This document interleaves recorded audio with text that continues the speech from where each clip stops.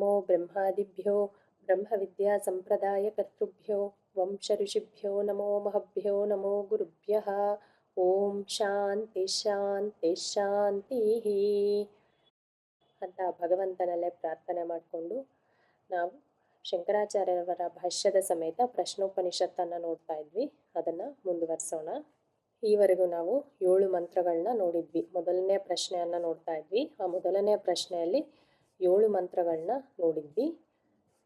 ಅಲ್ಲಿ ಏನಿತ್ತು ಆ ಪ್ರಶ್ನೋಪನಿಷತ್ತಿನ ಕಥೆ 7 ಮಂತ್ರಗಳವರೆಗೂ ಅಂದರೆ, ಸುಕೇಶ ಭಾರದ್ವಾಜ ಅನ್ನೋ ಮಹರ್ಷಿಗಳು ಪಿಪ್ಪಲಾದ ಮಹರ್ಷಿಗಳ ಬಳಿ ಬಂದು ಮೊದಲನೇ ಪ್ರಶ್ನೆಯನ್ನು ಕೇಳ್ತಾರೆ. ಈ ಪ್ರಪಂಚದ ಸೃಷ್ಟಿ ಯಾವ ರೀತಿ ಆಯಿತು ಅಂದರೆ, ಸೃಷ್ಟಿ ಕ್ರಮವನ್ನು ನನಗೆ ವಿಸ್ತಾರವಾಗಿ ತಿಳಿಸಿಕೊಡಿ ಅಂತ ಕೇಳ್ತಾರೆ. ಆವಾಗ ಪಿಪ್ಪಲಾದ ಮಹರ್ಷಿಗಳು ಈ ಪ್ರಪಂಚದ ಸೃಷ್ಟಿ ಪ್ರಜಾಪತಿಯಿಂದ ಆಯಿತು ಅಂತ ಹೇಳ್ತಾರೆ. ಯಾರನ್ನ ಪುರಾಣಗಳಲ್ಲೇ ಚತುರ್ಮುಖ ಬ್ರಹ್ಮ ಅಂತ ನಾವು ಹೇಳ್ತೀವೋ ಅವರನ್ನೇ ನಾವು ಉಪನಿಷತ್ತುಗಳಲ್ಲೇ ಪ್ರಜಾಪತಿ ಅಥವಾ ಹಿರಣ್ಯಗರ್ಭ ಅಂತ ಕರಿತೀವಿ. ಪ್ರಜಾಪತಿ ಮೊದಲು ಮಿಥುನಗಳನ್ನು ಸೃಷ್ಟಿ ಮಾಡ್ತಾನೆ, ರೈ ಮತ್ತು ಪ್ರಾಣ. ಆ ರೈ ಮತ್ತು ಪ್ರಾಣ ಅವರುಗಳಿಂದ ಮುಂದಿನ ಸೃಷ್ಟಿ ಕ್ರಮ ಒಂದು ನಡೀತಾ ಬರುತ್ತೆ. ಅದನ್ನ ವಿವರಿಸ್ತಾ ಇದ್ರು. ಈ ರೈ ಅಂದ್ರೆ ಯಾರು, ಪ್ರಾಣ ಅಂದ್ರೆ ಯಾರು ಅನ್ನೋದನ್ನೆಲ್ಲ ವಿವರಿಸಿದ್ರು. ಈ ಪ್ರಪಂಚ ಎಲ್ಲವೂ ಕೂಡ ಒಂದು ದೃಷ್ಟಿಯಿಂದ ರೈ ಸ್ವರೂಪನೇ ಆಗಿರುತ್ತೆ. ರೈ ಅಂದ್ರೆ ಇಲ್ಲಿ ಚಂದ್ರ ಅಥವಾ ಸೋಮ, ಚಂದ್ರನ ಸ್ವರೂಪ, ಅನ್ನದ ಸ್ವರೂಪ ಅಂತ. ಅಂದ್ರೆ ಎಲ್ಲವೂ ಒಂದು ರೀತಿಯಲ್ಲಿ ವಿಷಯವಾಗಿನೇ ಇದೆ. ಆ ಅಗ್ನಿಗೆ ಅಥವಾ ಆದಿತ್ಯನಿಗೆ ಈ ಪ್ರಪಂಚ ಎಲ್ಲವೂ ವಿಷಯವಾಗೇ ಇರುತ್ತೆ. ಆದ್ದರಿಂದ ಪ್ರಪಂಚ ಎಲ್ಲವನ್ನೂ ನಾವು ರೈ ಸ್ವರೂಪ ಅಂತ ಕರಿಬೋದು. ಅದೇ ರೀತಿ ಇನ್ನೊಂದು ರೀತಿಯಿಂದ ನೋಡಿದ್ರೆ ಈ ಪ್ರಪಂಚ ಎಲ್ಲವೂ ಕೂಡ ವಿಷಯೀ ಸ್ವರೂಪ ಆಗಿದೆ. ಆದಿತ್ಯನ ಸ್ವರೂಪನೇ ಆಗಿದೆ, ಅಂದ್ರೆ ಪ್ರಾಣದ ಸ್ವರೂಪನೇ ಆಗಿದೆ. ಏನಕ್ಕೆ ಆದಿತ್ಯನ ಸ್ವರೂಪ ಈ ಪ್ರಪಂಚ ಎಲ್ಲವೂ ಅಂದ್ರೆ, ಯಾವಾಗ ಆದಿತ್ಯನು ಉದಯಿಸ್ತಾ ಇರ್ತಾನೋ ತನ್ನ ಸೂರ್ಯಶಕ್ತಿಯನ್ನು ಅಂದ್ರೆ ತನ್ನ ಕಿರಣಗಳಿಂದ ತನ್ನ ಸೂರ್ಯಶಕ್ತಿಯನ್ನು ಎಲ್ಲ ಜೀವರಾಶಿಗಳಲ್ಲೂ ತುಂಬ್ತಾನೆ. ಎಲ್ಲವೂ ತನ್ನವನಾಗೆ ಮಾಡ್ಕೊಂತಾನೆ. ಎಲ್ಲಾ ದಿಕ್ಕುಗಳಲ್ಲೂ ತನ್ನ ಕಿರಣಗಳನ್ನ ಹರಡ್ತಾನೆ ಅನ್ನೋದ್ರಿಂದ ಅವನಿಂದನೇ ಈ ಜೀವರಾಶಿಗಳಿಗೆ ಚೈತನ್ಯ ಬರ್ತಾ ಇರೋದು ಅನ್ನೋದ್ರಿಂದ ಕೂಡ ಆದಿತ್ಯನ ಸ್ವರೂಪನೇ ಎಲ್ಲರೂ ಅನ್ನೋದನ್ನ ವಿವರಿಸ್ತಾ ಇದ್ರು. ಈ ವಿಭಾಗ ಗುಣಪ್ರಧಾನವಾಗಿ ಮಾಡಿರುವಂತದ್ದು. ಯಾವಾಗ ಯಾವ ಗುಣ ಪ್ರಧಾನವಾಗಿ ನಾವು ನೋಡ್ತಿರ್ತೀವೋ ಅಂದ್ರೆ, ವಿಷಯವಾಗಿ ನಾವು ಪ್ರಧಾನವಾಗಿ ನೋಡ್ತಿದ್ರೆ ಅದು ಚಂದ್ರನ ಸ್ವರೂಪ ಅಥವಾ ರೈ ಸ್ವರೂಪವಾಗಿರುತ್ತೆ. ವಿಷಯಿಯಾಗಿ ನಾವು ವಿಷಯಿ ಗುಣವನ್ನು ಪ್ರಧಾನವಾಗಿ ನೋಡ್ತಾ ಇದ್ರೆ ಅವಾಗ ಅದು ಸೂರ್ಯನ ಸ್ವರೂಪ ಆಗಿರುತ್ತೆ. ಅದನ್ನ ನೋಡ್ತಾ ಇದ್ವಿ. ಈ ಪ್ರಪಂಚ ಎಲ್ಲವೂ ಯಾವ ರೀತಿ ಆ ಸೂರ್ಯನ ಸ್ವರೂಪನೇ ಅನ್ನೋದನ್ನ ವಿವರಿಸ್ತಾ ಇದ್ರು. ಅದನ್ನ ನಾವಿವಾಗ 8ನೇ ಮಂತ್ರದಲ್ಲೇ ನೋಡೋಣ. ವಿಶ್ವರೂಪಂ ಹರಿಣಂ ಜಾತವೇದಸಂ ಪರಾಯಣಂ ಜ್ಯೋತಿಃ ಏಕಂ ತಪಂತಂ ಸಹಸ್ರರಶ್ಮಿಃ ಶತಧಾ ವರ್ತಮಾನಃ ಪ್ರಾಣಃ ಪ್ರಜಾನಾಂ ಉದಯತಿ ಏಷಃ ಸೂರ್ಯಃ. ಇನ್ನು ಈ ಸೂರ್ಯನಿಗೆ ನಾವು ಕರೆಯೋ ಬೇರೆ ಬೇರೆ ಹೆಸರುಗಳು, ಅದರ ಅರ್ಥನ ವಿವರಿಸ್ತಾ ಇದ್ದಾರೆ ಇಲ್ಲಿ. ವಿಶ್ವರೂಪಂ ಅಂತ ಕರಿತೀವಿ ಸೂರ್ಯನ, ಹರಿಣಂ ಅಂತ ಕರಿತೀವಿ, ಜಾತವೇದಸಂ ಅಂತ ಕರಿತೀವಿ, ಪರಾಯಣಂ ಅಂತ ಕರಿತೀವಿ, ಏಕಂ ಜ್ಯೋತಿಹಿ ಅಂತ ಕರಿತೀವಿ, ತಪಂತಂ ಅಂದ್ರೆ ತಪಿಸುತ್ತಿರುವವನು ಅಂತ ಕರಿತೀವಿ. ಇಲ್ಲಿ ಮೊದಲನೇ ವಾಕ್ಯದಲ್ಲಿ ಏನೇನಿದೆಯೋ ಎಲ್ಲವೂ ದ್ವಿತೀಯ ವಿಭಕ್ತಿಯಲ್ಲೇ ಇದೆ. ಅದೇ ಸೂರ್ಯನ ಸ್ವರೂಪ ಇನ್ನೂ ಯಾವ ರೀತಿ ಇದೆ ಅಂದ್ರೆ, ಸಹಸ್ರ ರಶ್ಮಿಹಿ ಶತದಾ ವರ್ತಮಾನಃ ಪ್ರಾಣಃ ಪ್ರಜಾನಾಂ ಉದಯತಿ ಏಷಃ ಸೂರ್ಯಃ. ಸಹಸ್ರ ರಶ್ಮಿಗಳಿಂದ ಕೂಡಿದಾನೆ ಅವನು. ಶತದಾ ವರ್ತಮಾನಃ, ಇನ್ನ ಬೇರೆ ಬೇರೆ ರೀತಿ ಅನೇಕ ಪ್ರಕಾರವಾಗಿ ಕಾಣ್ತಿರುವ ಈ ಪ್ರಜಾನಾಂ ಅಂದ್ರೆ ಈ ಪ್ರಜೆಗಳ ಒಂದು ಉತ್ಪತ್ತಿಯನ್ನು ಆ ಪ್ರಾಣ ಸ್ವರೂಪನಾಗಿ ಆ ಸೂರ್ಯದೇವನೇ ಮಾಡ್ತಾ ಇದ್ದಾನೆ ಅನ್ನೋದು ಇಲ್ಲಿ ಇಲ್ಲಿ 2ನೇ ವಾಕ್ಯದ ಅರ್ಥ. ಅದನ್ನ ಭಾಷ್ಯದ ಸಮೇತ ನೋಡೋಣ. ಇನ್ನ ವಿಶ್ವರೂಪಂ ಅಂದ್ರೆ ಸರ್ವರೂಪಂ. ಇಡೀ ಪ್ರಪಂಚವೆಲ್ಲವೂ ಅವನ ಸ್ವರೂಪವೇ ಆಗಿದೆ. ಆದ್ದರಿಂದ ಅವನನ್ನು ಸರ್ವರೂಪಂ ಅಥವಾ ವಿಶ್ವರೂಪ ಅಂತ ಕರಿತೀವಿ. ಏನೇನು ನೋಡ್ತೀವೋ ಈ ಪ್ರಪಂಚದಲ್ಲೇ ಎಲ್ಲವೂ ಕೂಡ ಸೂರ್ಯನಿಂದಲೇ ಬಂದಿರೋದು. ಆದ್ದರಿಂದ ಅದು ಅವನ ಸ್ವರೂಪನೇ. ಇದನ್ನೇ ವಿರಾಟ್ ಸ್ವರೂಪ ಅಂತ ಕೂಡ ಹೇಳೋದು. ಸಹಸ್ರ ಶೀರ್ಷಃ ಸಹಸ್ರ ಪುರುಷಃ ಸಹಸ್ರಾಕ್ಷ ಸಹಸ್ರಪಾತ್ ಅಂತ ಏನು ಹೇಳ್ತೀವೋ ವಿರಾಟ್ ಸ್ವರೂಪ, ಅದು ಈ ಸ್ವರೂಪವನ್ನೇ ನಾವು ಹೇಳ್ತಾ ಇರೋದು. ಇದೇ ಸೂರ್ಯನ ಸ್ವರೂಪವೂ ಕೂಡ ಆಗಿದೆ. ಇನ್ನ ಹರಿಣಂ ಅಂದ್ರೆ ರಶ್ಮಿವಂತಂ, ರಶ್ಮಿಗಳಿಂದ ಕೂಡಿರೋವನು, ಅವನ ಕಿರಣಗಳಿಂದ ಕೂಡಿರೋವನು. ಈ ಕಿರಣಗಳಿಂದ ಇರೋದ್ರಿಂದಾನೇ ಆ ಕಿರಣಗಳನ್ನೇ ಅವನು ಪ್ರಸಾರ ಮಾಡಿ ಜಗತ್ತಿನ ಎಲ್ಲಾ ದಿಕ್ಕುಗಳಲ್ಲೂ ಚೈತನ್ಯ ಶಕ್ತಿಯನ್ನ ತುಂಬ್ತಾ ಇರೋದು ಆ ಸೂರ್ಯದೇವನು.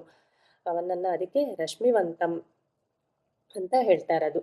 ಆದಿತ್ಯ ಹೃದಯದಲ್ಲೂ ಕೂಡ ರಶ್ಮಿಮಂತಂ ಸಮುದ್ಯಂತಂ ದೇವಾಸುರ ನಮಸ್ಕೃತಂ ಅಂತ ಹೇಳ್ತಾರೆ ಸೂರ್ಯನಿಗೆ.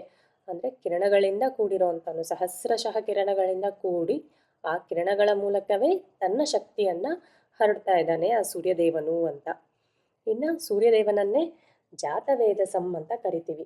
ಜಾತವೇದಸಂ ಅನ್ನೋದನ್ನು ನಾವು ಅಗ್ನಿಗೂ ಕರಿತೀವಿ. ಈ ಅಗ್ನಿ ಸ್ವರೂಪನೇ ಇಲ್ಲಿ ಸೂರ್ಯ ಸ್ವರೂಪ ಅನ್ನೋದು ಮೊದಲಿಂದ ನೋಡ್ತಾನೆ ಬಂದಿದ್ದೀವಿ. ಜಾತವೇದಸಂ ಅಂದರೆ ಅರ್ಥ ಜಾತ ಪ್ರಜ್ಞಾಂ ಅಂದರೆ ಎಲ್ಲ ಪ್ರಜ್ಞೆಯು ತಿಳಿದಿರುವವನು ಅಂತ. ಎಲ್ಲ ಒಂದು ವಿಷಯವನ್ನು ಈ ಲೋಕದಲ್ಲಿ ಏನೇನಾಗುತ್ತೋ ಅದರ ಎಲ್ಲ ವಿಷಯವನ್ನು ಅವನು ತಿಳಿದಿರೋವನು ಸೂರ್ಯದೇವನು. ಅದಕ್ಕೆ ನಾವು ಅಗ್ನಿ ಸಾಕ್ಷಿ ಅಂತ ಕೂಡ ಉಪಯೋಗಿಸ್ತೀವಿ. ಅಂದರೆ ಅಗ್ನಿಗೆ ಎಲ್ಲ ಗೊತ್ತಿರುತ್ತೆ, ಈ ಪ್ರಪಂಚದಲ್ಲಿ ನಡೆಯೋ ಎಲ್ಲ ವಿಷಯ ಗೊತ್ತಿರುತ್ತೆ. ಏನಕ್ಕೆ ಗೊತ್ತಿರುತ್ತೆ ಅಂದರೆ ಅವನು ಅಗ್ನಿ ಸೂರ್ಯ ಸ್ವರೂಪನು. ಆದ್ದರಿಂದಲೇ ಸೂರ್ಯನೇ ಆಧಾರವಾಗಿದ್ದಾಗ ಅವನಿಗೆಲ್ಲ ವಿಷಯ ತಿಳಿದೇ ಇರುತ್ತೆ. ಅದಕ್ಕೆ ಅವನನ್ನು ಜಾತ ಪ್ರಜ್ಞಾಂ ಅಂತ ಕರೀತಾರೆ.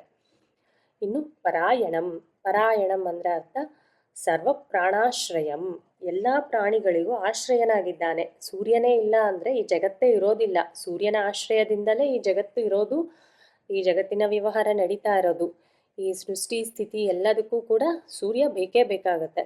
ಅದರಿಂದ ಈ ಪ್ರಪಂಚಕ್ಕೆಲ್ಲ ಆಶ್ರಯ ಸ್ವರೂಪನಾಗಿದ್ದಾನೆ, ಆಧಾರ ಸ್ವರೂಪನಾಗಿದ್ದಾನೆ ಸೂರ್ಯ. ಆದ್ದರಿಂದ ಅವನನ್ನು ಪರಾಯಣಂ, ಆಧಾರ ಸ್ವರೂಪನು ಅಂತ ಕರೆಯೋದು. ಇನ್ನು ಜ್ಯೋತಿ ಏಕಂ ಸರ್ವಪ್ರಾಣಿನಾಂ ಚಕ್ಷುರ್ಭೂತಂ ಅದ್ವಿತೀಯಂ. ಇನ್ನು ಜ್ಯೋತಿ ಸ್ವರೂಪನು ಅವನು ಅಂದರೆ ಪ್ರಕಾಶ ಸ್ವರೂಪನು, ಬೆಳಕಿನ ಸ್ವರೂಪನು ಅವನು. ಎಲ್ಲ ಪ್ರಾಣಿಗಳಿಗೂ ಚಕ್ಷುರ್ಭೂತಾನಂ ಕಣ್ಣಾಗಿ ಇದ್ದಾನೆ, ನೋಡುವ ಶಕ್ತಿ. ಅಧಿದೈವಿಕವಾಗಿ ಸೂರ್ಯನಾಗಿ ಇದ್ದಾನೆ. ಅವನನ್ನೇ ಆಧ್ಯಾತ್ಮಿಕವಾಗಿ ನೋಡಿದ್ರೆ ಕಣ್ಣಲ್ಲಿರುವ ಶಕ್ತಿ ಆ ಸೂರ್ಯ ಭಗವಂತನದೇ. ಅಂದರೆ ಕಣ್ಣಿನಲ್ಲೇ ಅವನ ಶಕ್ತಿಯನ್ನು ಅವನೇನಾದರೂ ಹಿಂದಕ್ಕೆ ತಗೊಂಡ್ರೆ ನಮಗೆ ನೋಡೋ ಶಕ್ತಿನೇ ಇರೋದಿಲ್ಲ. ನಮ್ಮ ಕಣ್ಣಿನ ಮೂಲಕ ಪ್ರಪಂಚವನ್ನು ನೋಡ್ತಾ ಇರೋದು ಆ ಪರಮಾತ್ಮನೇ. ಎಲ್ಲ ಪ್ರಾಣಿಗಳಲ್ಲೂ ಕಣ್ಣಲ್ಲೂ ಇರುವಂಥ ಶಕ್ತಿ ಅವನೇ, ಆ ಸೂರ್ಯದೇವನೇ. ಅದ್ವಿತೀಯ ಸ್ವರೂಪನವನು. ಅವನಿಗೆ ಎರಡನೆಯದನ್ನದಿಲ್ಲದೆ ಅದ್ವಿತೀಯ ಸ್ವರೂಪನಾಗಿದ್ದಾನೆ. ಅವನೇ ಈ ಪ್ರಪಂಚದಲ್ಲಿರುವ ಸಮಸ್ತ ಪ್ರಾಣಿಗಳ ಕಣ್ಣಾಗಿ ಈ ಪ್ರಪಂಚವನ್ನು ನೋಡ್ತಾ ಇದ್ದಾನೆ. ತಪಂತಂ, ತಪಿಸುತ್ತಿರುವವನವನು ಅಂದರೆ ತಾಪಕ್ರಿಯಾಂ ಕುರ್ವಾಣಂ ಸ್ವಾತ್ಮಾನಂ ಸೂರ್ಯಂ ವಿಜ್ಞಾತವಂತಹ ಬ್ರಹ್ಮವಿದಃ. ಅಂದರೆ ತಾಪಕ್ರಿಯೆಯನ್ನು ಮಾಡ್ತಾ ಇದ್ದಾನೆ, ತಪನ ಕ್ರಿಯೆಯನ್ನು ಮಾಡ್ತಾ ಇದ್ದಾನೆ ಅವನು. ಅಂದರೆ ತಪಿಸೋದು ಅನ್ನೋದು ಅಂದರೆ ಸುಡುವುದು ಅಂದರೆ ಶಾಖ ಸ್ವರೂಪ, ಶಾಖವನ್ನು ಕೊಡ್ತಾ ಇರೋದು. ಆ ತಾಪಕ್ರಿಯೆಯನ್ನು ಮಾಡ್ತಾ ಇದ್ದಾನೆ. ಆ ತಾಪಕ್ರಿಯೆಯಿಂದ ತಾಪಕ್ರಿಯಾಂ ಕುರ್ವಾಣಂ ಮಾಡ್ತಿರೋ ಆ ಸೂರ್ಯ ಭಗವಂತನ ಸ್ವರೂಪ ಅದ್ವಿತೀಯವಾಗಿದೆ.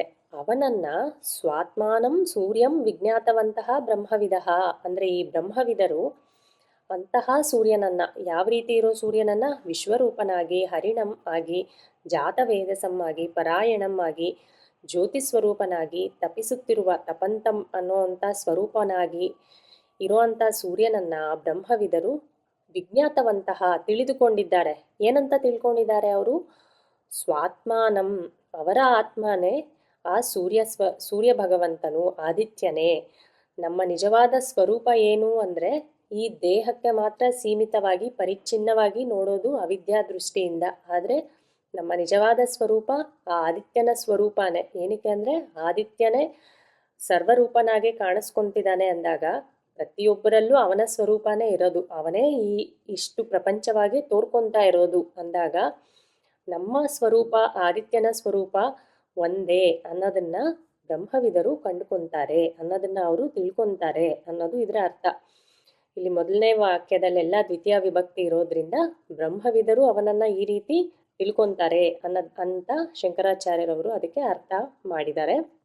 ಇನ್ನು ಅವನ ಸ್ವರೂಪ ಯಾವ ರೀತಿ ಇದ್ದಾನೆ ಆ ಸೂರ್ಯ, ಯಾವ ರೀತಿಯಾಗಿ ಅವನ್ನ ತಿಳ್ಕೊತಾ ಇದ್ದಾರೆ ಅಂದರೆ ಕಹ ಅಸೌ ಎಂ ವಿಜ್ಞಾತವಂತಹ. ಇನ್ನು ಹೀಗೆ ಅರಿತುಕೊಂಡಿರೋವನು ಯಾರವನು ಅಂದರೆ ಈಗ ಅವನ ಸ್ವರೂಪವನ್ನು ಹೇಳ್ತಾ ಇದ್ದಾರೆ. ಇದು ಕೂಡ ಅವನ ಸ್ವರೂಪನೇ. ಈ ರೀತಿಯಾಗಿ ಇರೋವಂಥ ಅವನನ್ನು ತಿಳ್ಕೊಂಡಿದ್ದಾರೆ, ಅವನು ಈ ರೀತಿಯಾಗಿದ್ದಾನೆ ಅಂತ ಮುಂದಿನ ವಾಕ್ಯದಲ್ಲಿದೆ. ಅಂದರೆ ಇಲ್ಲಿರೋದೆಲ್ಲ ಪ್ರಥಮ ವಿಭಕ್ತಿಯಲ್ಲೇ ಇರುತ್ತೆ. ಸಹಸ್ರ ರಶ್ಮಿಹಿ ಅಂದರೆ ಅನೇಕ ರಶ್ಮಿಹಿ ಅಂತ. ಅನೇಕ ಕಿರಣಗಳಿಂದ ಕೂಡಿದಾನೆ ಅವನು, ಆ ಸೂರ್ಯನು ಅಂದರೆ ಆದಿತ್ಯನು ಅನೇಕ ಕಿರಣಗಳಿಂದ ಕೂಡಿರೋವಂಥವನು. ಶತಧ ಅಂದರೆ ಅನೇಕಧ ಪ್ರಾಣಿ ಭೇದೇನ, ಬೇರೆ ಬೇರೆ ನಾನಾ ಪ್ರಕಾರಗಳಾಗಿ ಈ ಭೇದವಾಗಿ ಈ ಪ್ರಾಣಿ ಭೇದವಾಗಿ ಅಂದರೆ ಪ್ರಪಂಚವಾಗಿ ನಾನಾ ಪ್ರಕಾರದ ಭೇದಗಳಾಗಿ ತೋರ್ತಾ ಇರೋನು ಅವನೇ ಅಂತ. ಸಂಸ್ಕೃತದಲ್ಲೇ ಸಹಸ್ರ ಅಥವಾ ಶತ ಅಂದರೆ 100, 1000 ಅಂತ ಎಕ್ಸಾಕ್ಟ್ ನಂಬರ್ ಅಂತಾನೆ ತಗೊಳ್ಳೋಂಗಿಲ್ಲ. ವೇದಗಳಲ್ಲೇ ಎಲ್ಲ ಅನೇಕ ಅನ್ನೋ ಅರ್ಥದಲ್ಲೇ ತಗೊಂತಾರೆ. ಈಗ ಸಹಸ್ರನಾಮ ಅಂದರೆ 1000 ನಾಮಗಳಲ್ಲಿ ಇರಬಹುದು, ಆದರೆ ಅದರ ನಿಜವಾದ ಅರ್ಥ ಅನೇಕ ನಾಮಗಳುಳ್ಳ ಭಗವಂತನನ್ನ ಸ್ತುತಿಸ್ತಾ ಇದ್ದೀವಿ ಅಂತ ಅದರ ಅರ್ಥ. ಶತಧ ಅಂದರೂ ಕೂಡ ಅದಕ್ಕೆ ಅನೇಕಧ ಅಂತ ಅರ್ಥ ಮಾಡಿರೋದು. ಅದೇ ರೀತಿ ಸಹಸ್ರ ಅಂದರೂ ಕೂಡ ಅನೇಕ ರಶ್ಮಿ ಅನೇಕ ಅಂತಾನೆ ಅರ್ಥ ಮಾಡಿದ್ದಾರೆ ಶಂಕರಾಚಾರ್ಯರವರು. ಎಷ್ಟೋ ರೀತಿಯಾಗಿ ಪ್ರಾಣಿಗಳು ಬೇರೆ ಬೇರೆಯಾಗಿರೋದು ಅಂದರೆ ಪ್ರಾಣಿ ಭೇದೇನ ವರ್ತಮಾನ, ಬೇರೆ ಬೇರೆಯಾಗಿ ಕಾಣ್ತಾ ಇರೋ ಆ ಪ್ರಾಣಿಗಳಲ್ಲೇ ಆ ಸೂರ್ಯ ಭಗವಂತನೇ ಇರೋದು ಅಂತ. ವರ್ತಮಾನ ಪ್ರಾಣ ಪ್ರಜಾನಾಂ ಉದಯತಿ ಏಷಃ ಸೂರ್ಯ. ಈ ಪ್ರಜೆಗಳ ಪ್ರಾಣರೂಪನಾಗೆ ಆ ಸೂರ್ಯನು ಉದಯಿಸ್ತಾ ಇದ್ದಾನೆ ಪ್ರತಿದಿನವೂ. ಅಂದರೆ ಎಲ್ಲ ಪ್ರಾಣಿಗಳಿಗೂ ಪ್ರಾಣವನ್ನು ತುಂಬುತ್ತಿರೋನು ಆ ಸೂರ್ಯದೇವನು ಅನ್ನೋದೇ ಇದರ ಅರ್ಥ. ಯಾವ ರೀತಿ ನಾವು ಇದಕ್ಕೆ ಮುಂಚೆ ನೋಡಿದ್ವಿ, ಚಂದ್ರ ಅಥವಾ ರಯಿ ಎಲ್ಲವೂ ಆಗಿದ್ದಾನೆ, ಎಲ್ಲವೂ ರಯಿ ಸ್ವರೂಪನೇ, ಎಲ್ಲವೂ ಚಂದ್ರ ಸ್ವರೂಪನೇ ಅಂತ ನೋಡಿದ್ವಿ. ಅದೇ ರೀತಿ ಈ ಮಂತ್ರದಲ್ಲೇ ಯಾವ ರೀತಿ ಎಲ್ಲವೂ ಈ ಸೂರ್ಯನ ಸ್ವರೂಪನೇ ಆಗಿದೆ, ಪ್ರಾಣ ಸ್ವರೂಪನೇ ಆಗಿದೆ ಅನ್ನೋದನ್ನ ತೋರಿಸಿದ್ರು. ಅಂದರೆ ಈ ಪ್ರಪಂಚ ಎಲ್ಲವೂ ಅತೃ ಅನ್ನ ಸ್ವರೂಪವಾಗಿಯೇ ಇದೆ, ವಿಷಯಿ ಸ್ವರೂಪವಾಗಿಯೇ ಇದೆ ಅಂತ ಇಲ್ಲಿ ಅರ್ಥ. ಈ ಸೂರ್ಯನೇ ಪ್ರಾಣಾತ್ಮಕನಾಗಿದ್ದಾನೆ, ಅಂದರೆ ಅವನ ಅಂಶದಿಂದಲೇ ಇಲ್ಲಿ ಎಲ್ಲ ಪ್ರಾಣಿಗಳು ಜೀವಿಸ್ತಾ ಇರೋದು ಅನ್ನೋದನ್ನ ಅರ್ಥ ಮಾಡ್ಕೋಬೇಕು. ಯಾವುದನ್ನ ನಾವು ಅಧಿದೈವವಾಗಿ ಆದಿತ್ಯ ಅಂತ ಹೇಳ್ತೀವೋ ಅದನ್ನೇ ಅಧಿಯಜ್ಞವಾಗಿ ಅಗ್ನಿ ಅಂತ ಹೇಳ್ತಾ ಇರೋದು. ಯಾವುದನ್ನ ಅಧಿದೈವವಾಗಿ ಚಂದ್ರ ಅಂತ ಹೇಳ್ತೀವೋ ಅದನ್ನೇ ಅಧಿಯಜ್ಞವಾಗಿ ಸೋಮ ಅಂತ ಇಲ್ಲಿ ಹೇಳ್ತಾ ಇರೋದು. ಅಂದರೆ ಆ ಪ್ರಜಾಪತಿಯೇ ಪ್ರಾಣರಯಿ ಅಥವಾ ಸೂರ್ಯ ಚಂದ್ರ ಅಥವಾ ಅಗ್ನಿ ಸೋಮ ಈ ಮಿಥುನಗಳ ರೂಪದಲ್ಲೇ ಕಾಣಿಸ್ಕೊತಾ ಇದ್ದಾನೆ.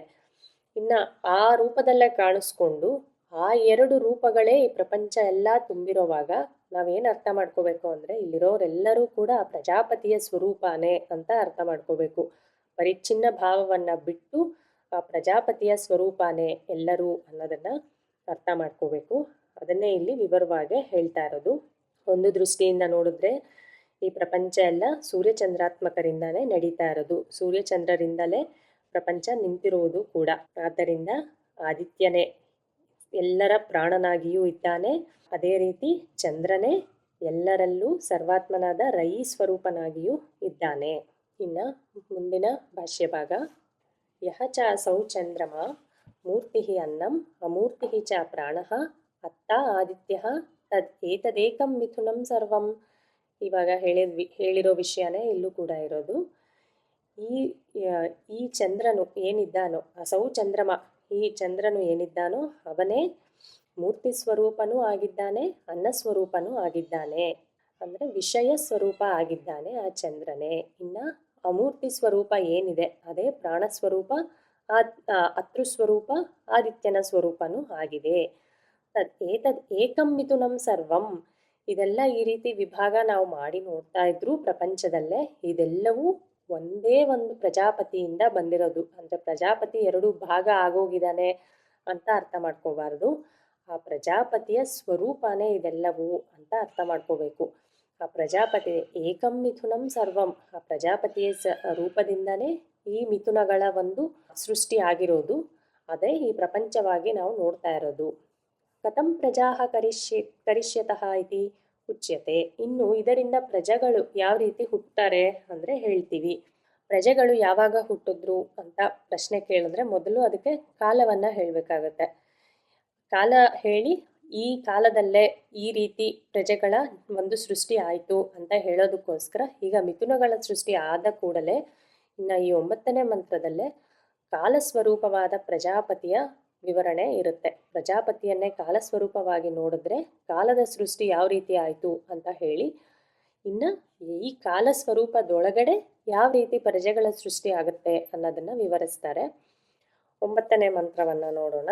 ಸಂವತ್ಸರೋ ವೈ ಪ್ರಜಾಪತಿ ತಸ್ಯ ಅಯನೆ ದಕ್ಷಿಣಂಚ ಉತ್ತರಂಚ ತದ್ ಏಹ ವೈ ತದಿಷ್ಟಾಪೂರ್ತೆ ಕೃತಂ ಇತ್ಯುಪಾಸತೆ ತೇ ಚಾಂದ್ರಮಸಮೇವ ಲೋಕಮಭಿಜಯಂತೆ ತೇ ಏವ ಪುನರಾವರ್ತಂತೆ ತಸ್ಮಾತ್ ಏತೆ ಋಷಯಃ ಪ್ರಜಾಕಾಮಾಃ ದಕ್ಷಿಣಂ ಪ್ರತಿಪದ್ಯಂತೆ ಏಷಃ ಹ ವೈ ರೈಃ ಯಃ ಪಿತೃಯಾಣಃ. ಇದು 9ನೇ ಮಂತ್ರ. ಇದರ ಅರ್ಥ ನೋಡೋಣ. ಸಂವತ್ಸರಃ ವೈ ಪ್ರಜಾಪತಿ. ಇನ್ನು ಈ ಪ್ರಜಾಪತಿಯೇ ರೈ ಪ್ರಾಣ ಅಂತ ತೋರಿಸಿದ್ದಾಯ್ತು. ಕಾಲಸ್ವರೂಪವಾಗಿ ಸಂವತ್ಸರದ ಸ್ವರೂಪವಾಗಿ ಕೂಡ ಇರೋದು ಈ ಪ್ರಜಾಪತಿಯೇ. ಆ ರೈ ಪ್ರಾಣ ಅಂತ ತೋರಿಸಿದ್ರು. ಯಾರು ಆ ರೈ ಪ್ರಾಣ? ಸೂರ್ಯಚಂದ್ರರು. ಸೂರ್ಯಚಂದ್ರರಿಂದಲೇ ಕಾಲಸ್ವರೂಪ ಇರೋದು. ಆದ್ದರಿಂದ ಪ್ರಜಾಪತಿ ಅಂದ್ರೇನೆ ಸಂವತ್ಸರ. ಈ ಸಂವತ್ಸರ ನಾವು ಯಾವುದರಿಂದ ಲೆಕ್ಕ ಹಾಕ್ತೀವಿ? ಸೂರ್ಯಚಂದ್ರರ ಗಮನದಿಂದ ಗತಿಯಿಂದನೇ ನಾವು ಲೆಕ್ಕ ಹಾಕೋದು ಸಂವತ್ಸರ ಅಂತ. ಆದ್ದರಿಂದ ಪ್ರಜಾಪತಿಯೇ ಈ ಸಂವತ್ಸರ ರೂಪರಾಗಿ ಇದ್ದಾರೆ. ಸೂರ್ಯಚಂದ್ರರ ರೂಪದಿಂದ ಸಂವತ್ಸರರಾಗಿರೋದು ಕೂಡ ಪ್ರಜಾಪತಿಯೇ. ತಸ್ಯ ಅಯನೆ, ಆ ಪ್ರಜಾಪತಿಯ ಅಯನೆ ಅಂದರೆ ಮಾರ್ಗ, ಗಮನ, ಸಂಚಾರ.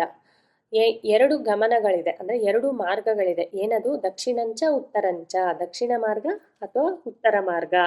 ಅಯನ ಅಂದ್ರೇನೆ ಐಗತೌ ಅನ್ನೋ ಧಾತು. ಅದು ಗಮನ ಅಂತಾನೆ, ಅಯನ ಅಂದರೆ ಮಾರ್ಗ ಅಂತಾನೆ. ಆ ಸಂವತ್ಸರದಲ್ಲೇ 2 ಮಾರ್ಗಗಳಿದೆ, ಒಂದು ದಕ್ಷಿಣ, ಒಂದು ಉತ್ತರ ಅಂತ. ತದ್ ಏಹ ವೈ ತದಿಷ್ಟಾಪೂರ್ತೆ ಕೃತಂ ಇತ್ಯುಪಾಸತೆ. ಇನ್ನು ಯಾರ್ಯಾರು ಯಾವ ಯಾವ ಮಾರ್ಗದಿಲ್ಲೇ ಆ ಕಾಲಸ್ವರೂಪವಾಗಿ 2 ಮಾರ್ಗ ಇದೆ. ಆ ಮಾರ್ಗಗಳ ವಿವರವನ್ನು ಕೊಡ್ತಾರೆ. ಈ ಮಂತ್ರದಲ್ಲೇ ನಮಗೆ ದಕ್ಷಿಣಾಯನ ಮಾರ್ಗದ ವಿವರಣೆ ಇರುತ್ತೆ. ಇನ್ನು ಮುಂದಿನ ಮಂತ್ರದಲ್ಲೇ ಅಂದರೆ 10ನೇ ಮಂತ್ರದಲ್ಲೇ ಉತ್ತರಾಯಣ ಮಾರ್ಗದ ವಿವರಣೆ ಕೊಡ್ತಾರೆ. ಇಲ್ಲಿ ಯಾರು ಇಷ್ಟಾಪೂರ್ತೆ ಕೃತಂ ಇತ್ಯುಪಾಸತೆ. ಇಷ್ಟಾಪೂರ್ತಗಳು, ಇಷ್ಟ ಅಂದರೆ ಇಷ್ಟಿ ಅಂದರೆ ಯಜ್ಞಗಳು. ನಮ್ಮ ಕೋರಿಕೆಗಳು ಅಥವಾ ಬಯಕೆಗಳಿಗೆ ಅನುಗುಣವಾಗಿ ನಾವು ಮಾಡುವಂಥ ಯಜ್ಞಗಳು. ಈಗ ಪುತ್ರಕಾಮೇಷ್ಟಿ ಅಂತ ಹೇಳ್ತೀವಿ, ಅಂದರೆ ಪುತ್ರನಾಗಬೇಕು, ಪುತ್ರನು ಬೇಕು ಅಂತ ಬಯಸುವವನು ಪುತ್ರಕಾಮೇಷ್ಟಿಯನ್ನು ಮಾಡ್ತಾರೆ. ಆ ರೀತಿ ನಮಗೆ ಯಾವ ಯಾವ ಬಯಕೆ ಇರುತ್ತೋ ಅದಕ್ಕೆ ಸರಿ ಹೋಗೋ ಹಾಗೆ ನಾವು ಮಾಡೋ ಯಜ್ಞಗಳನ್ನ ಇಷ್ಟಿಗಳು ಅಂತ ಕರಿತೀವಿ. ಇನ್ನು ಪೂರ್ತ ಅಂದರೆ ಕೂಪಿ, ವಾಪಿ, ತಡಾಗಗಳನ್ನ ನಿರ್ಮಿಸೋದು ಅನ್ನೋದನ್ನ ಹೇಳ್ತಾರೆ. ಪ್ರಪಂಚಕ್ಕೆ ಅಂದರೆ ಉಪಯೋಗ ಆಗುವಂಥ ಕೆಲಸಗಳನ್ನ ಮಾಡೋದು. ಜಲಾಶಯಗಳನ್ನ ಕಟ್ಸೋದು, ಬಾವಿಗಳನ್ನ ಕಟ್ಸೋದು, ಅದೆಲ್ಲ ಪೂರ್ತದಲ್ಲೇ ಬರುತ್ತೆ. ಅದನ್ನು ಕೃತಮಿತಿ ಉಪಾಸತೆ. ಅದನ್ನು ಮಾಡೋರ್ಗೆ, ಅದನ್ನು ಯಾರು ಮಾಡ್ತಾರೋ ಅವರು ತೇ ಚಾಂದ್ರಮಸಮೇವ ಲೋಕಂ ಅಭಿಜಯಂತೆ. ಅವರು ಈ ಚಂದ್ರನ ಲೋಕವನ್ನು ಗೆದ್ಕೊಂತಾರೆ. ಅಂದರೆ ಚಂದ್ರನ ಲೋಕ ಅವ್ರಿಗೆ ಸಿಗುತ್ತೆ. ಯಾರು ಈ ಇಷ್ಟಿಗಳನ್ನು ಮತ್ತು ಈ ಪೂರ್ತ ಅಂದರೆ ಸಮಾಜ ಸೇವೆ ಅಂತ ಅನ್ಕೋಬೋದು. ಅದನ್ನು ಯಾರು ಮಾಡ್ತಾರೋ ಅವರು ಚಂದ್ರಲೋಕವನ್ನು ಗೆದ್ಕೊಂತಾರೆ. ತೇ ಏವ ಪುನರಾವರ್ತಂತೆ. ಅವರೇನೆ ಪುನರಾವರ್ತಂತೆ ಅಂದರೆ ಮತ್ತೆ ಬರ್ತಾರೆ. ಚಂದ್ರಲೋಕಕ್ಕೆ ಹೋಗಿದ್ದಾರೆ ಅಂದರೆ ಅದು ಮುಕ್ತಿ ಅಂತ ಅಲ್ಲ, ಅಥವಾ ಮೋಕ್ಷ ಅಂತ ಅಲ್ಲ. ಆ ಲೋಕದಲ್ಲೇ ಅವರು ಮಾಡಿರೋ ಪುಣ್ಯ ಎಲ್ಲಿವರೆಗೂ ಇರುತ್ತೋ ಅಲ್ಲಿವರೆಗೂ ಆ ಲೋಕದಲ್ಲಿರ್ತಾರೆ. ಕ್ಷೀಣೆ ಪುಣ್ಯೇ ಮರ್ತ್ಯಲೋಕ ಅಂತ ಏನು ಹೇಳ್ತಾನೋ ಭಗವಂತ, ಆ ರೀತಿ ಮರ್ತ್ಯಲೋಕಕ್ಕೆ ಬರ್ತಾರೆ ಅವರು ಪುಣ್ಯಕ್ಷಯ ಆದರೆ. ಆದ್ದರಿಂದ ಪುನರಾವರ್ತಂತೆ, ಮತ್ತೆ ಬರುವಂತಹ ಲೋಕ, ಇದು ಶಾಶ್ವತ ಲೋಕ ಅಲ್ಲ. ತಸ್ಮಾತ್ ಏತೇ ಋಷಯಃ. ಆದ್ದರಿಂದ ಯಾರು ಇದನ್ನು ಮಾಡ್ತಾರೆ ಅಂದರೆ ಪ್ರಜಾಕಾಮಃ. ಈ ಪ್ರಜಾಕಾಮನೆ ಇರೋರು ಅಂದರೆ ಪ್ರಾಪಂಚಿಕ ಬಯಕೆಗಳಿರೋರು ಇದನ್ನು ಮಾಡ್ತಾರೆ. ಈಗ ಪುತ್ರಕಾಮೇಷ್ಟಿಯಾಗ ಯಾರು ಮಾಡ್ತಾರೆ? ಪುತ್ರ ಬೇಕು ಅಂತ ಬಯಸ್ತಾ ಇರೋರೇ ಮಾಡ್ತಾರೆ. ಅದು ಅಂದರೆ ಮಕ್ಕಳು ಬೇಕು ಅಂತ ಬಯಸ್ತಾ ಇರೋರು, ಅದಕ್ಕೆ ಅವ್ರನ್ನ ಪ್ರಜಾಕಾಮಃ.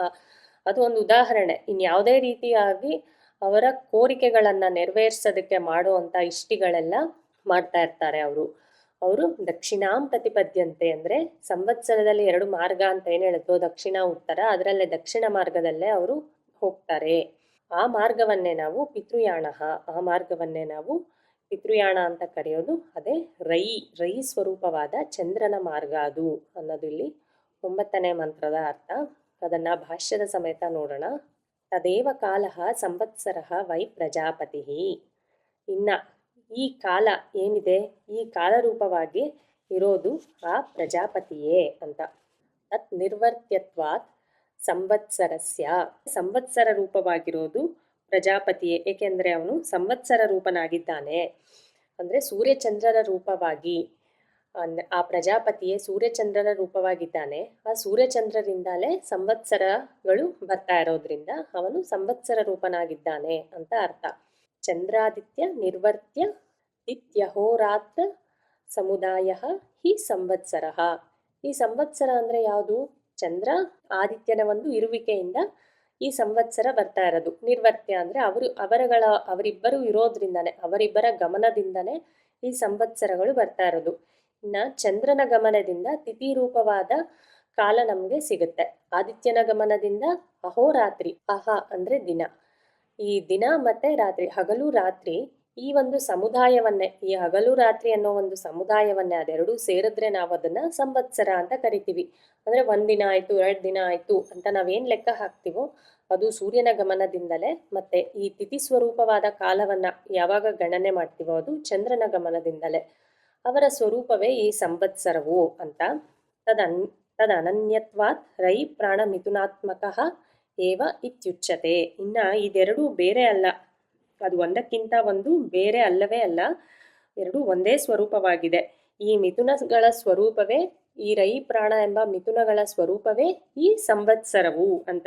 ಯಾವಾಗಲೂ ಕಾರ್ಯ ಕಾರಣಕ್ಕಿಂತ ಬೇರೆ ಆಗಿರೋದಿಲ್ಲ, ಕಾರಣ ಸ್ವರೂಪವಾಗೇ ಇರುತ್ತೆ. ಅಂದರೆ ಕಾರಣ ಸ್ವರೂಪ ಇಲ್ಲಿ ಯಾವುದು, ರೈ ಮತ್ತು ಪ್ರಾಣವೇ ಕಾರಣ ಸ್ವರೂಪ. ಕಾರ್ಯ ಯಾವುದು, ಆ ಕಾರಣದಿಂದ ನಮಗೆ ಕಾರ್ಯವಾಗಿ ಕಾಣ್ತಾ ಇರೋದು ಈ ಸಂವತ್ಸರ.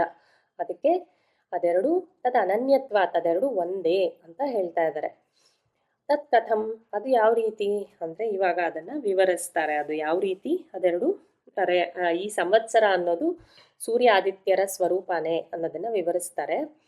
ತಸ್ಯ ಸಂವತ್ಸರಸ್ಯ ಪ್ರಜಾಪತೇಃ ಅಯನೆ ಮಾರ್ಗೌ ದ್ವೌ ದಕ್ಷಿಣಂಚ ಉತ್ತರಂಚ. ಈ ಸಂವತ್ಸರ ರೂಪವಾಗಿರೋ ಈ ಪ್ರಜಾಪತೆ ಸಂವತ್ಸರಸ್ಯ ಪ್ರಜಾಪತಿಗೆ ಏನಿದೆ ಅಂದರೆ 2 ಮಾರ್ಗಗಳಿದೆ. ಅಯನೆ ಅಂದ್ರೇನೆ ಮಾರ್ಗ ಅಂತ. ದ್ವೌ ಮಾರ್ಗವು, 2 ಮಾರ್ಗಗಳಿದೆ. ಏನದು ಅವನಿಗಿರೋದು 2 ಮಾರ್ಗ ಅಂದರೆ ದಕ್ಷಿಣ ಮಾರ್ಗ, ಉತ್ತರ ಮಾರ್ಗ ಅನ್ನೋ 2 ಮಾರ್ಗಗಳು ಈ ಪ್ರಜಾಪತಿಗೆ ಇದೆ.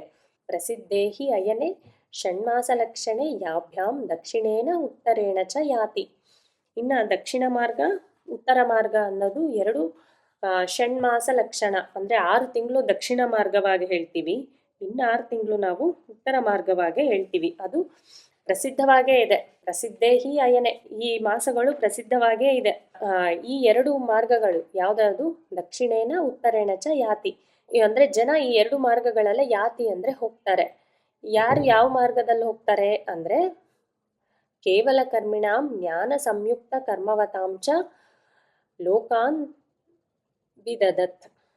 ಇನ್ನು ಕೇವಲ ಕರ್ಮಿಣಾಂ ಅಂದರೆ ಬರೀ ಕರ್ಮಗಳನ್ನ ಮಾಡ್ತಾ ಇರೋರು, ದಕ್ಷಿಣ ಮಾರ್ಗದಿಂದಲೂ ಜ್ಞಾನ ಸಂಯುಕ್ತ ಕರ್ಮವತಾಂ ಅವರನ್ನ ಉತ್ತರ ಮಾರ್ಗದಿಂದಲೂ ಯಾತಿ ಅಂದರೆ ಅವರು ಆ ದಕ್ಷಿಣ ಮಾರ್ಗದಿಂದಲೂ ಇವರು ಉತ್ತರ ಮಾರ್ಗದಿಂದಲೂ ಹೋಗ್ತಾರೆ ಅಂತ.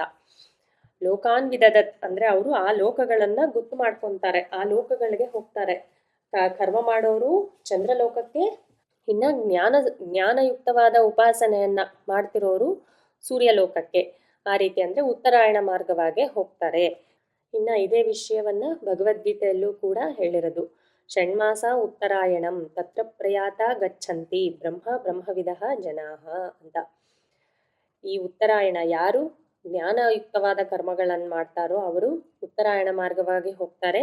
ಯಾರು ಬರೀ ಕೇವಲ ಕರ್ಮಗಳನ್ನ ಮಾಡ್ತಾರೋ ಅವರು ದಕ್ಷಿಣಾಯನ ಮಾರ್ಗವಾಗಿ ಹೋಗ್ತಾರೆ ಅನ್ನೋದು ಪ್ರಸಿದ್ಧವಾಗೇ ಇದೆ. ಕಥಂ, ಅದು ಯಾವ ರೀತಿ ಆಗುತ್ತೆ, ಅದು ಯಾವ ರೀತಿ ಹೇಗೆ ಹೋಗ್ತಾರೆ ಅಂದರೆ ತತ್ರ ಚ ಬ್ರಾಹ್ಮಣಾದಿಷು ಯೇ ಹವೈ ಋಷಯಃ ತದುಪಾಸತೆ ಇತಿ ಕ್ರಿಯಾವಿಶೇಷಣಃ ದ್ವಿತೀಯಃ ತತ್ ಶಬ್ದಃ. ಇನ್ನು ಮಂತ್ರದಲ್ಲೇ ತತ್ ಅನ್ನೋದು 2 ಸತಿ ಬಳಸಿದ್ದಾರೆ ಮಂತ್ರದಲ್ಲೇ. ಅದನ್ನ ವಿವರಿಸ್ತಾ ಇದ್ದಾರೆ ಶಂಕರಾಚಾರ್ಯರವರು. ಮೊದಲನೇ ಸತಿ ಹೇಳಿರೋ ತತ್ ಅನ್ನೋ ಶಬ್ದಕ್ಕೆ ಬ್ರಾಹ್ಮಣಾದಿಷು, ಯಾರು ಆ ಋಷಯ ಉಪಾಸನೆ ಮಾಡ್ತಾರೋ ಅವರನ್ನ ಹೇಳ್ತಾ ಇದೆ. ಇನ್ನ 2ನೇ ಸತಿ ಹೇಳಿರೋ ತತ್ ಅನ್ನೋ ಶಬ್ದ ಕ್ರಿಯಾವಿಶೇಷಣವಾಗಿ ಹೇಳ್ತಾ ಇದೆ. ಇಷ್ಟಾಪೂರ್ತಿ ಅನ್ನೋ ಕ್ರಿಯೆಯನ್ನ ಮಾಡ್ತಾರೆ ಅಂತ ಹೇಳಿದ್ರಲ್ಲ, ಅದಕ್ಕೆ ವಿಶೇಷಣವಾಗಿ 2ನೇ ಸತಿ ಉಪಯೋಗಿಸಿರೋ ತತ್ ಶಬ್ದ. ಇಲ್ಲಿ ನೋಡ್ಬೋದು ಮಂತ್ರದಲ್ಲೇ ಇಲ್ಲೊಂದು ತತ್ ಅಂತ ಇದೆ, ತದ್ ಏಹವೈ ತದ್ ಇಷ್ಟಾಪೂರ್ತೆ, ಇಲ್ಲೊಂದು ತತ್ ಶಬ್ದ ಇದೆ. ಈ 2 ತತ್ ಶಬ್ದಗಳ ವಿವರಣೆ ಅಂದರೆ ವ್ಯಾಕರಣದ ವಿವರಣೆಯನ್ನ ಇಲ್ಲಿ ಹೇಳ್ತಾ ಇದ್ದಾರೆ. ಮೊದಲನೇ ಶಬ್ದ ಯಾರು ಅದರ ಉಪಾಸನೆಯನ್ನ ಮಾಡ್ತಾರೋ ಅವ್ರ ಬಗ್ಗೆ ಹೇಳ್ತಾ ಇದೆ, 2ನೇದು ಆ ಕ್ರಿಯೆಯ ಬಗ್ಗೆ ಹೇಳ್ತಾ ಇದೆ ಅಂತ. ಇನ್ನು ಇಷ್ಟಾಪೂರ್ತ ಅನ್ನೋ ಕ್ರಿಯೆ ಮಾಡ್ತಾರೆ ಅಂತ ಅಲ್ವಾ ಹೇಳಿರೋದು. ಇಷ್ಟಂಚ ಪೂರ್ತಂಚ ಇಷ್ಟಾಪೂರ್ತೆ. ಇಷ್ಟಾಪೂರ್ತೆ ಅನ್ನೋದು ಸಮಸ್ತ ಪದ, ಅದರ ವಿಗ್ರಹ ವಾಕ್ಯ ಇಷ್ಟಂಚ ಪೂರ್ತಂಚ. ಇದು ದ್ವಂದ್ವ ಸಮಾಸ. ಅಂದರೆ ಇಷ್ಟಿಗಳನ್ನು ಯಾರು ಮಾಡ್ತಾರೋ, ಮತ್ತು ಪೂರ್ತಾಂಚ, ಪೂರ್ತಿಗಳು. ಪೂರ್ತ ಅಂದರೆ ಕೂಪಿ, ತಡಾಗ, ವಾಪಿ ಅದನ್ನೆಲ್ಲ ಕಟ್ಟಿಸೋ ಅಂಥದ್ದು, ಅಂದರೆ ನೀರಿನ ಸೌಕರ್ಯ ಮಾಡಿಕೊಡೋ ಅಂಥದ್ದು. ಕೆರೆ ಬಾವಿ ಎಲ್ಲ ಕಟ್ಟಿಸ್ತಾರಲ್ಲ ಅದು, ಅದಕ್ಕೆಲ್ಲ ಪೂರ್ತ ಅಂತ ಹೇಳ್ತಾರೆ. ಇತ್ಯಾದಿ ಕೃತಂ ಏವ ಉಪಾಸತೆ ನಾ ಕೃತಂ ನಿತ್ಯಂ. ಇದರ ಅರ್ಥ ಏನಂದರೆ ಮುಂಡಕೋಪನಿಷತ್ನಲ್ಲೂ ಈ ಕೃತಂ ಅಂತ ಇದೆ. ಅಂದರೆ ಈ ಥರದ್ದನ್ನೆಲ್ಲ ಮಾಡಿ ಪಡೆಯುವಂಥ ಲೋಕಗಳು ಕೃತಂ ಅಂದರೆ.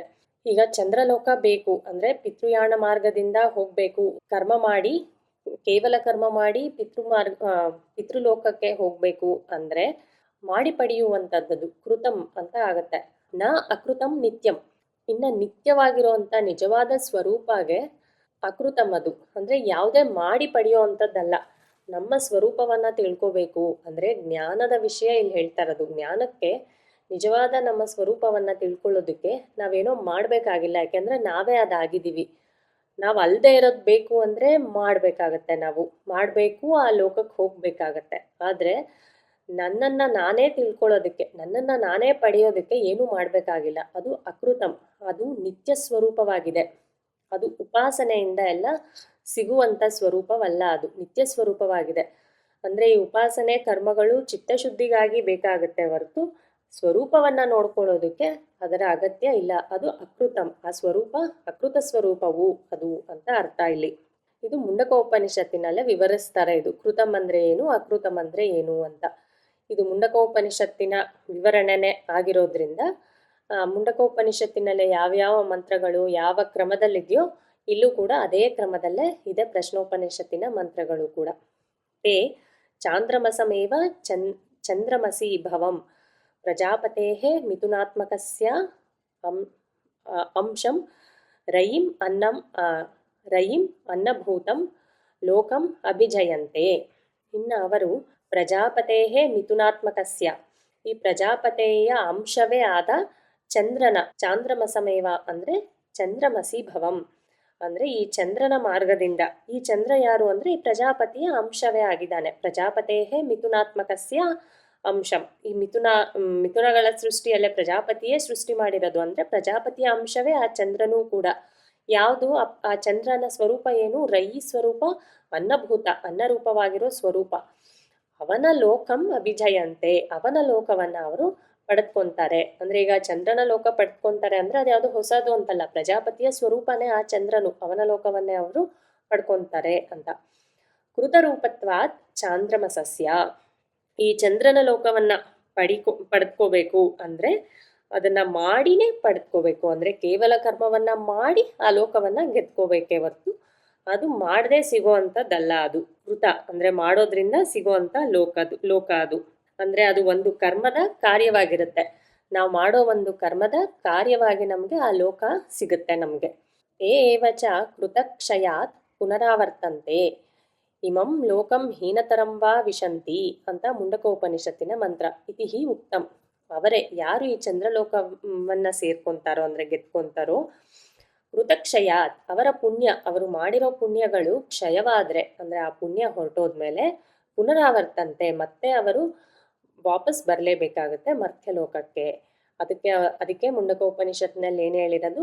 ಇಮಂ ಲೋಕಂ ಹೀನತರಂ, ಈ ಲೋಕಗಳೆಲ್ಲ ಹೀನತರವಾದ ಲೋಕಗಳು. ಅಂದರೆ ಅಲ್ಲಿ ಶಾಶ್ವತ ಲೋಕಗಳಲ್ಲ ಅಂತ. ಹೀನತರವಾದ ಲೋಕ ಅಂದರೆ ಆ ಲೋಕಗಳಿಂದ ಮತ್ತೆ ಬರುವಂಥ ಸಾಧ್ಯತೆ ಇದೆ, ಅದು ಶಾಶ್ವತವಾದ ಮೋಕ್ಷ ಲೋಕ ಅಲ್ಲ ಅನ್ನೋದನ್ನ ಹೇಳ್ತಾ ಇರೋದು. ಇನ್ನು ಯಾರು ಈ ಲೋಕಗಳನ್ನ ಬಯಸ್ತಾರೆ ಅಂದರೆ ಯಸ್ಮಾತ್ ಏವಂ ಪ್ರಜಾಪತಿಂ ಅನ್ನಾತ್ಮಕಂ, ಯಾರು ಈ ಪ್ರಜಾಕಾಮರಾದ ಪ್ರಜೆಗಳನ್ನು ಬಯಸ್ತಾರೋ, ಪ್ರಜಾಪತಿಂ ಅನ್ನಾತ್ಮಕಂ ಯಾರು ಬಯಸ್ತಾರೆ ಅಂದರೆ ಫಲತ್ವೇನ ಅಭಿನಿರ್ವರ್ತಯಂತಿ, ಯಾರು ಫಲಗಳನ್ನು ಅಂದರೆ ಕಾಮಗಳನ್ನು ಬಯಸ್ತಾರೋ ಅವರು ಇದನ್ನ ಮಾಡ್ತಾರೆ ಅಂತ. ಚಂದ್ರಂ ಇಷ್ಟಾಪೂರ್ತ ಕರ್ಮಣ ಏತೇ ಋಷಯಃ ಸ್ವರ್ಗದ್ರಷ್ಟಾರಃ ಪ್ರಜಾಕಾಮಾಃ ಪ್ರಜಾರ್ತಿನಃ ಗೃಹಸ್ಥಾಃ. ಯಾರು ಇದನ್ನ ಮಾಡ್ತಾರೆ ಅಂದರೆ ಪ್ರಜಾಕಾಮರಾದ ಪ್ರಜೆಗಳನ್ನು ಯಾರು ಬಯಸ್ತಾರೋ ಅಂತ ಗೃಹಸ್ಥರು, ಅವರನ್ನೇ ಇಲ್ಲಿ ಋಷಿಗಳು ಕೂಡ ಗೃಹಸ್ಥರಾಗಿದ್ದರು. ಅವರನ್ನು ಋಷಿಗಳು ಅಂತ ಯಾಕೆ ಕರೆದಿರೋದು ಅಂದರೆ ಸ್ವರ್ಗದ್ರಷ್ಟಾರಃ, ಅವರು ಸ್ವರ್ಗವನ್ನ ಕಂಡ್ಕೊಂಡಿದ್ರು. ಅಂದ್ರೆ ಸ್ವರ್ಗಲೋಕವನ್ನ ಪಡ್ಕೋಬೇಕು ಅನ್ನೋ ಕಾಮನೆಯಿಂದ ಇದ್ದವರು. ಅವರು ಸ್ವರ್ಗದ್ರಷ್ಟಾರಹ ಆಗಿದ್ದಂತ ಗೃಹಸ್ಥರು ಆ ಫಲದ ಅಪೇಕ್ಷೆಯಿಂದ ಆ ಕಾರ್ಯವನ್ನ ಮಾಡಿ ಆ ಚಂದ್ರಲೋಕವನ್ನ ಪಡ್ಕೊಂತಾರೆ ಅವರು. ತಸ್ಮಾತ್ ಸ್ವಕೃತಮೇವ, ಅವರೇ ಮಾಡ್ಕೊಂಡಿರೋ ಲೋಕ, ಅವರೇ ಸೃಷ್ಟಿ ಮಾಡ್ಕೊಂಡಿರೋ ಲೋಕ. ಇದು ಬೃಹದಾರಣ್ಯಕ ಉಪನಿಷತ್ತಿನಲ್ಲೂ ಹೇಳ್ತಾರೆ, ನಮ್ಮ ಲೋಕವನ್ನ ನಾವೇ ಸೃಷ್ಟಿ ಮಾಡ್ಕೊಂತೀವಿ ಅಂತ. ನಮ್ಗೆ ಯಾವ ಲೋಕ ಬೇಕು ಅನ್ನೋ ಬಯಕೆ ಇರುತ್ತೋ ಅದನ್ನ ನಾವೇ ಸೃಷ್ಟಿ ಮಾಡ್ಕೊಂತೀವಿ. ಅದೇ ರೀತಿ ಅವರು ಈ ಪಿತೃಲೋಕದ ಬಯಕೆಯಿಂದ ಅವರೇ ಆ ಲೋಕವನ್ನ ಸೃಷ್ಟಿ ಮಾಡ್ಕೊಂತಾರೆ. ಅದಕ್ಕೆ ಅಲ್ಲಿ ಹೇಳೋದು ಕೂಡ ಅಭಿಜಯಂತೆ, ಅಲ್ಲಿ ಲೋಕವನ್ನ ಸೃಷ್ಟಿ ಮಾಡ್ಕೊಂಡು ಅವರೇ ಆ ಲೋಕವನ್ನು ಸೃಷ್ಟಿ ಮಾಡ್ಕೊಂಡು ಹೋಗ್ತಾರೆ ಅನ್ನೋದಕ್ಕೋಸ್ಕರನೇ ಇಲ್ಲಿ ಅಭಿಜಯಂತೆ ಅಂತ ಹೇಳಿರೋದು. ಸ್ವಕೃತಮೇವ, ಅವರೇ ಸೃಷ್ಟಿ ಮಾಡಿಕೊಂಡು ದಕ್ಷಿಣಂ ಅಂದ್ರೆ ಅರ್ಥ ದಕ್ಷಿಣಾಯನ ಉಪಲಕ್ಷಿತಂ ಚಂದ್ರಂ ಪ್ರತಿಪದ್ಯಂತೆ, ಅಂದ್ರೆ ದಕ್ಷಿಣ ಮಾರ್ಗ. ಆ ದಕ್ಷಿಣ ಮಾರ್ಗ ಅನ್ನೋದು ಏನಕ್ಕೆ ಉಪಲಕ್ಷಣವಾಗಿ ಹೇಳ್ತಾ ಇದ್ರೆ ಅಂದ್ರೆ ಚಂದ್ರ ಮಾರ್ಗಕ್ಕೆ ಉಪಲಕ್ಷಣವಾಗಿ ದಕ್ಷಿಣಾಯನ ಮಾರ್ಗ ಅಂತ ಹೇಳ್ತಾ ಇರೋದು. ಅದನ್ನ ಹೋಗಿ ಸೇರ್ತಾರೆ. ಪ್ರತಿಪದ್ಯಂತೆ ಅಂದ್ರೆ ಏಷಃ ವೈ ರೈಹಿ ಅನ್ನಂ ಯಹ ಪಿತೃಯಾಣಃ ಪಿತೃಯಾಣೋಪಲಕ್ಷಿತಃ ಚಂದ್ರಃ ಅಂತ. ಪಿತೃಯಾಣದಿಂದ ಉಪಲಕ್ಷಿತನಾಗಿರುವ ಆ ಚಂದ್ರ ಮಾರ್ಗವನ್ನ ಅವರು ಸೇರ್ಕೊಂತಾರೆ ಅಂತ. ಅಂದ್ರೆ ರೈ ಸ್ವರೂಪವಾದ, ಅನ್ನ ಸ್ವರೂಪವಾದ ಆ ಚಂದ್ರನ ಒಂದು ಮಾರ್ಗಕ್ಕೆ ಅವರು ಹೋಗ್ತಾರೆ. ಯಾರು ಹೋಗ್ತಾರೆ? ಕೇವಲ ಕರ್ಮಿಗಳು. ಅದು ಮಾಡಿ ಪಡೆಯುವಂತ ಲೋಕ, ಅದು ಅಕೃತವಾದಂತ, ನಿತ್ಯವಾದಂತ, ಶಾಶ್ವತವಾದಂತಹ ಲೋಕ ಅಲ್ಲ. ಅದು ಈ 9ನೇ ಮಂತ್ರದ ವಿವರಣೆ. ಇಲ್ಲಿವರೆಗೂ ನಾವು ಏನೇನು ನೋಡಿದ್ವಿ ಅಂದ್ರೆ, ಮೂರ್ತ ರೂಪವಾಗಿ ಚಂದ್ರನನ್ನೇ ಅನ್ನ ಸ್ವರೂಪವಾಗಿ ನೋಡ್ತೀವಿ. ಆಮೇಲೆ ಅಮೂರ್ತ ರೂಪವಾಗಿ ಆದಿತ್ಯನನ್ನೇ ಅತೃ ಅಥವಾ ಪ್ರಾಣ ಸ್ವರೂಪವಾಗಿ ನೋಡ್ತೀವಿ. ಈ ಎರಡೂ ಕೂಡ ಪ್ರಜಾಪತಿಯ ಸೃಷ್ಟಿನೇ. ಅಂದ್ರೆ ಪ್ರಜಾಪತಿ ಸೃಷ್ಟಿ ಮಾಡಿದ ಮಿಥುನಗಳ ಸ್ವರೂಪ ಇದು. ಈಗ ಇವರಿಂದನೇ ಕಾಲಸ್ವರೂಪದ ಸೃಷ್ಟಿ ಆಗುತ್ತೆ. ಸೂರ್ಯಚಂದ್ರರ ಒಂದು ಗಮನದಿಂದನೇ ಕಾಲ ಅನ್ನೋದು ನಮಗೆ ಸಿಗೋದ್ರಿಂದ ಇದೇ ಕಾಲ ಸ್ವರೂಪವಾಗಿ ಹೇಳ್ತಾರೆ. ಈ ಪ್ರಜಾಪತಿಗೆ ಸಂವತ್ಸರ ಅನ್ನೋ ಸ್ವರೂಪ ಇದೆ. ಅಂದ್ರೆ ಕಾಲ ಸ್ವರೂಪವಾಗಿ ಪ್ರಜಾಪತಿಯನ್ನೇ ನೋಡಿದ್ರೆ ಅವನನ್ನ ನಾವು ಸಂವತ್ಸರವಾಗಿ ನೋಡ್ತೀವಿ. ಈ ಸಂವತ್ಸರದಿಂದ 2 ಮಾರ್ಗಗಳಿದೆ, ಉತ್ತರ ಮಾರ್ಗ, ದಕ್ಷಿಣ ಮಾರ್ಗ. ಯಾರು ಯಾವ ಮಾರ್ಗದಲ್ಲೇ ಯಾವ ಲೋಕವನ್ನ ಸೇರ್ತಾರೆ ಅನ್ನೋದನ್ನ ವಿವರಿಸ್ತಾ ಇರೋದು ಈ 9ನೇ ಮಂತ್ರ. ಅಂದ್ರೆ ಕೇವಲ ಕರ್ಮವನ್ನ ಮಾಡಿರೋರು ಪಿತೃಲೋಕ ಅಂದ್ರೆ ಪಿತೃಮಾರ್ಗವಾಗಿ ಅಂದ್ರೆ ಪಿತೃಲೋಕಕ್ಕೆ ಹೋಗ್ತಾರೆ. ಅಂದ್ರೆ ದಕ್ಷಿಣ ಮಾರ್ಗವಾಗಿ ಪಿತೃಲೋಕವನ್ನ ಸೇರ್ತಾರೆ, ಅಂದ್ರೆ ಚಂದ್ರನ ಲೋಕಕ್ಕೆ ಹೋಗ್ತಾರೆ ಅನ್ನೋದು ಇದರ ಅರ್ಥ. ಇನ್ನ ಮುಂದಿನ ಸತಿ ಸೇರಿದಾಗ ಯಾರು ಉತ್ತರಾಯಣ ಮಾರ್ಗವಾಗಿ ಹೋಗ್ತಾರೆ, ಅವರು ಯಾವ ರೀತಿಯಾದ ಉಪಾಸನೆಗಳನ್ನ ಮಾಡಿರ್ಬೇಕು ಅನ್ನೋದು ಈ 10ನೇ ಮಂತ್ರದಲ್ಲೇ ನೋಡೋಣ. ಓಂ ನಮೋ ಬ್ರಹ್ಮಾದಿಭ್ಯೋ ಬ್ರಹ್ಮ ವಿದ್ಯಾ ಸಂಪ್ರದಾಯ ಕರ್ತೃಭ್ಯೋ ವಂಶ ಋಷಿಭ್ಯೋ ನಮೋ ಮಹಭ್ಯೋ ನಮೋ ಗುರುಭ್ಯಃ. ಓಂ ಶಾಂತಿ ಶಾಂತಿ ಶಾಂತಿ.